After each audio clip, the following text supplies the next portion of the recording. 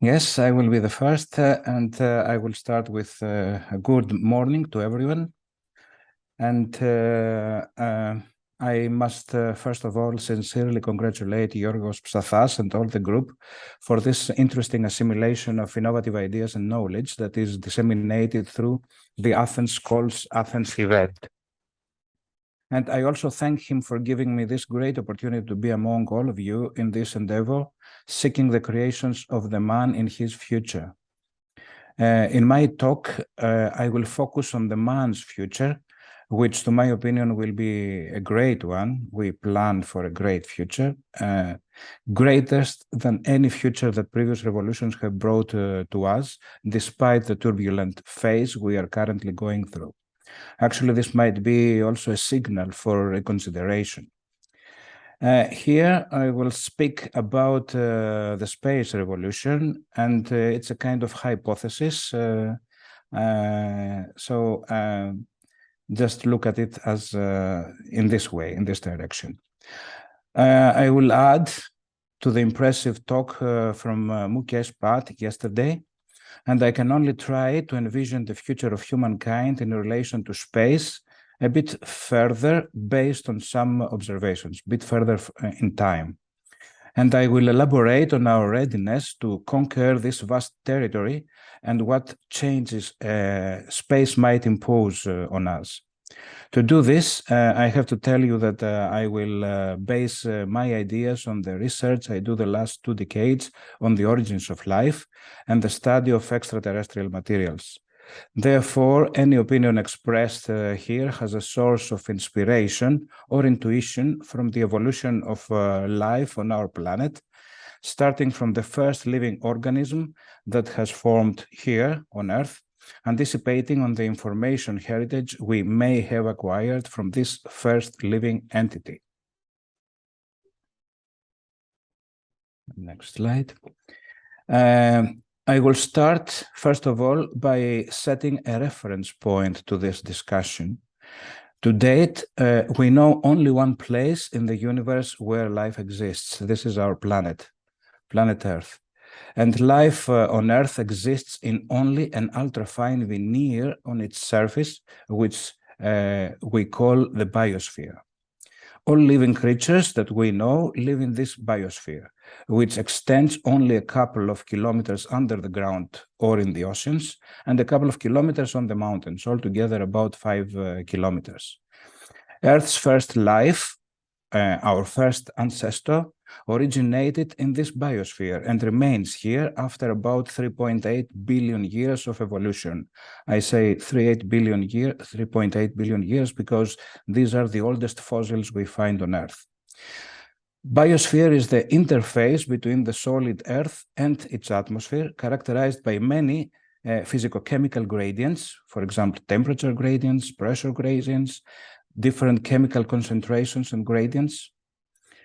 These billions of years of evolution formed humans, and we evolved so much that we reached the point to be thinking on how to escape from this biosphere. So my main question today is exactly on this desire of the humankind, where this comes from, and why, where this desire comes from, and why. It has to do with culture, of course. It has to do with knowledge, but it might have to do with other things, like what I said already. It's a memory from the first cells, first organisms that have been created on Earth, and I will explain this. So I will try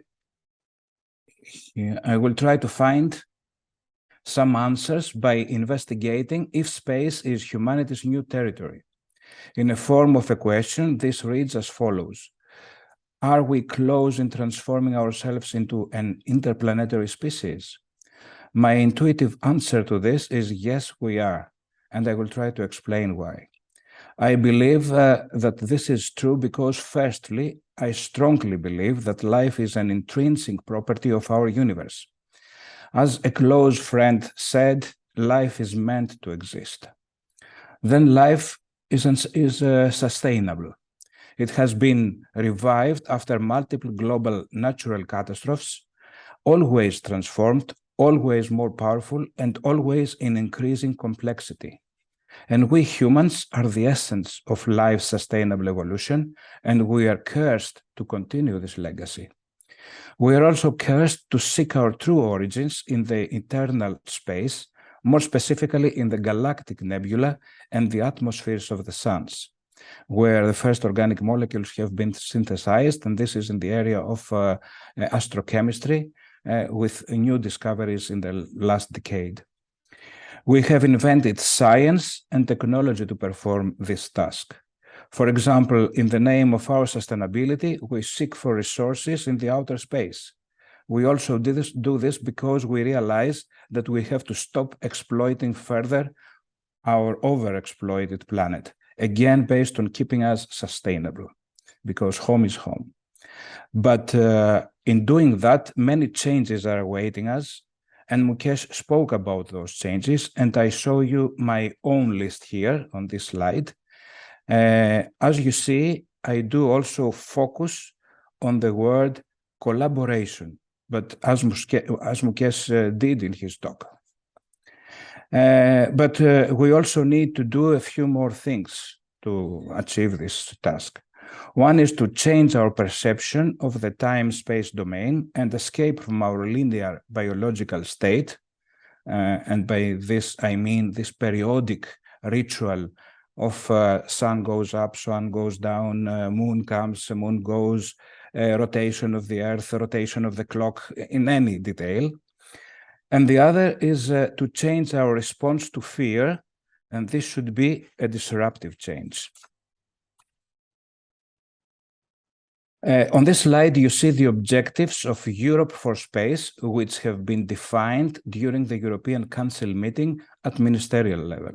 Here is on the picture Joseph Aschbacher, the Director General of ESA.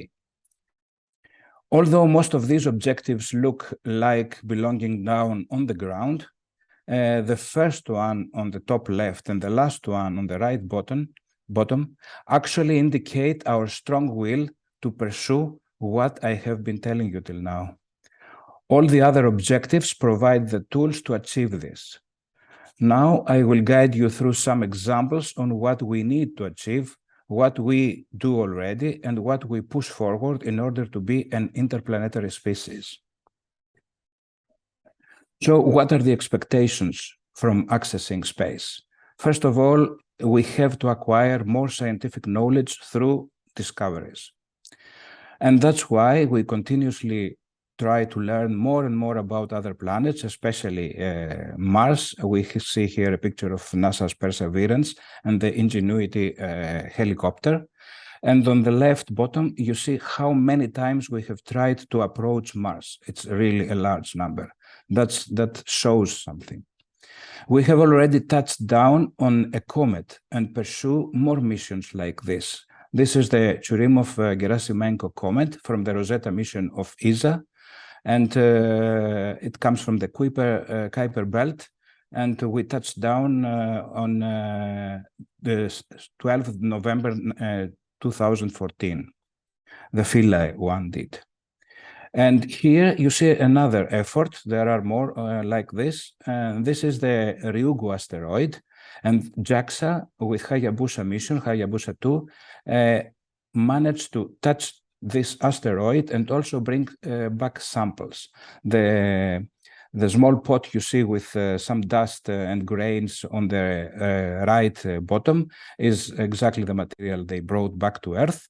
And on the left, in a big picture, you see just a grain from those grains there that is allocated to our lab together in collaboration with the Czech Republic to study this. So we are proud to have a bit of this asteroid for study. Since long, we have passed the outskirts of our solar system with the Voyagers 1 and 2. They are both already outside the heliopause. And we have, for the first time, entered the sun's atmosphere with a space probe. The space probe is the Parker Solar Probe, which was launched in August 2018. And we continue intensively to seek the origins of our universe, especially now with the James Webb telescope that you all know about, and we discover slowly that there is a vast space out there to explore. We even search for other Earths on other solar systems, and here you see the Ariel space mission looking at an exoplanet, and in this mission we also participate. And ultimately, we want to find out how life originated in an effort to understand ourselves better. And SNOPs, as you read it here, is carbon, nitrogen, phosphorus, hydrogen, oxygen, sulfur, the main constituents of chemistry of life. More expectations from accessing the space come from more technology developments to break our biological boundaries. And that's why we have filled our planet's outer sky with instruments in order to look outside, but also to help us down on Earth in order to communicate globally. For example, these are some examples: monitor human activities like navigation or land use, maintain sustainability, and proceed with global commerce, transportation, resource monitoring, and other things.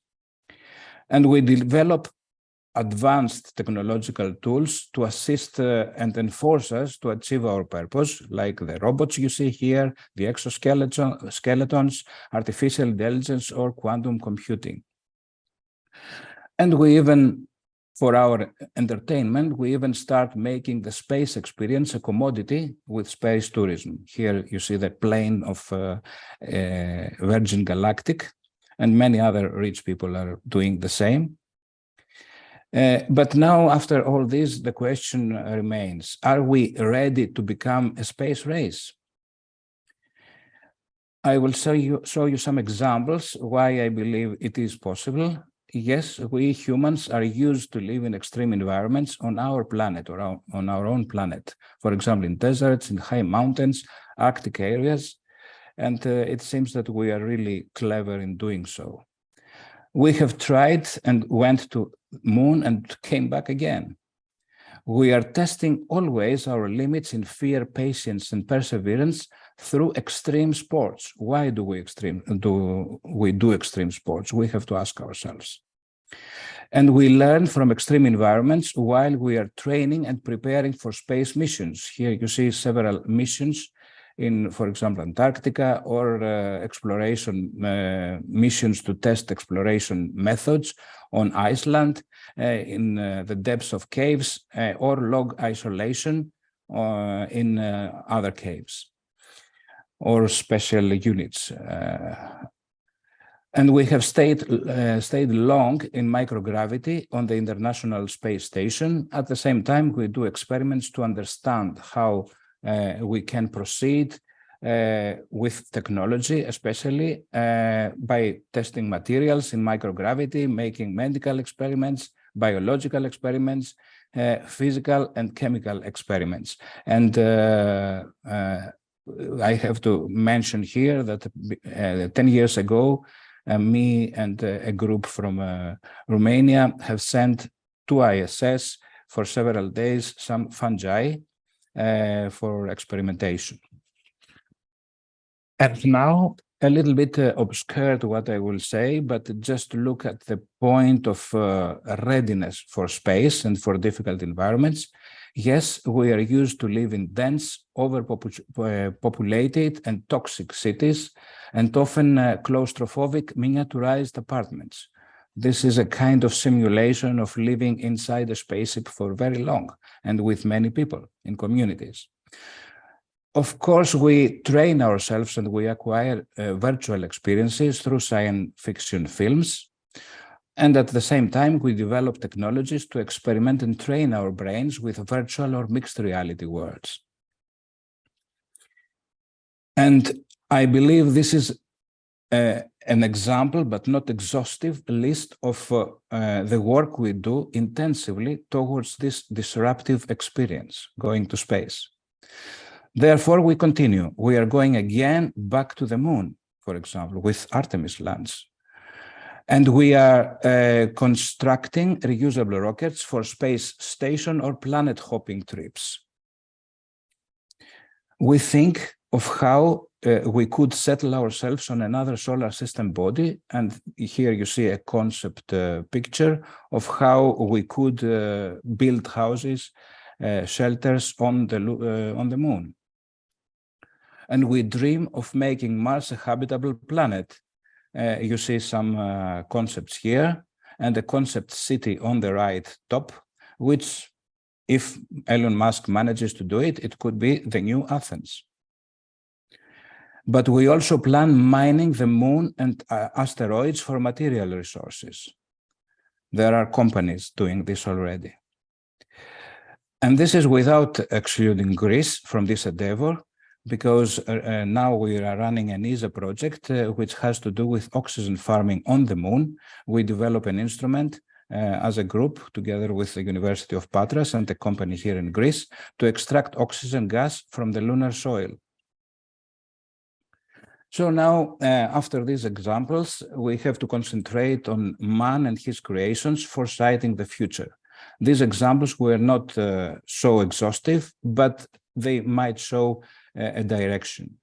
I made a kind of opinion poll on LinkedIn, and the question is it time for Planet B? And the answers were like this. Is space humanity's ultimate domain? 21% said yes. Or we better take care only of our Earth. This was the lowest, 18%. But most of the people think, and this is also my opinion, we do both for the profit of Earth and of our knowledge and of our humankind. We have to do both. I go back to the council meeting CM22 at ministerial level again, and I will show you a screenshot of a slide from Joseph Aschbacher again, the ESA's Director General, which demonstrates the situation of Europe in this power matrix for space. You see United States and China and Russia are already a space power, with United States leading. There are rising space nations like Japan and India. Europe is a spacefaring nation. This means there is more a wish, but we do enough on this.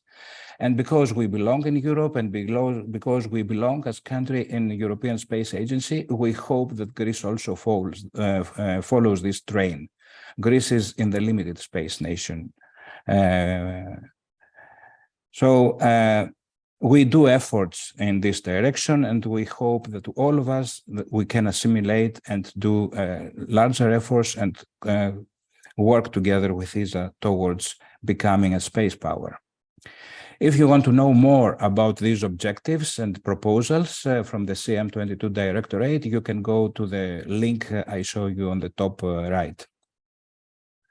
So why humans, possibly unintentionally, prepare towards becoming an interplanetary species? Is it an unknown internal force that drives us towards this direction? I think you know already my opinion to this question. I do not believe that this internal force is only curiosity, but to my opinion, this is rather the memory of home, like Homer's nostimon imar. In other words, this is explained with the following. Life originated in areas where large chemical gradients exist, or if we say it differently, where disequilibrium existed. Therefore, life inherited this disequilibrium and sustains it till today. Also, life, in order to exist, should further sustain this disequilibrium relative to its environment. A mechanism to do this is transformation, especially in cases where when life senses that the environment is not any longer hostile. I think that it is time for this transformation. Therefore, space is our ultimate territory, where we can transform to new kinds of living forms, like we did when we came to Earth and evolved here on this planet from this very first organism. To take humans to space and make us a true interplanetary species, we have to do a few things. As also I mentioned earlier, we have to acquire more knowledge, and this is done through space research and missions. We have to do this. And this goes in parallel with the development of more technology.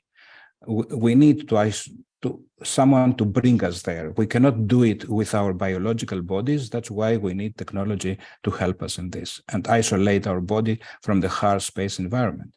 We have to identify and set common goals as humanity and build a honest collaboration. Again, the word collaboration.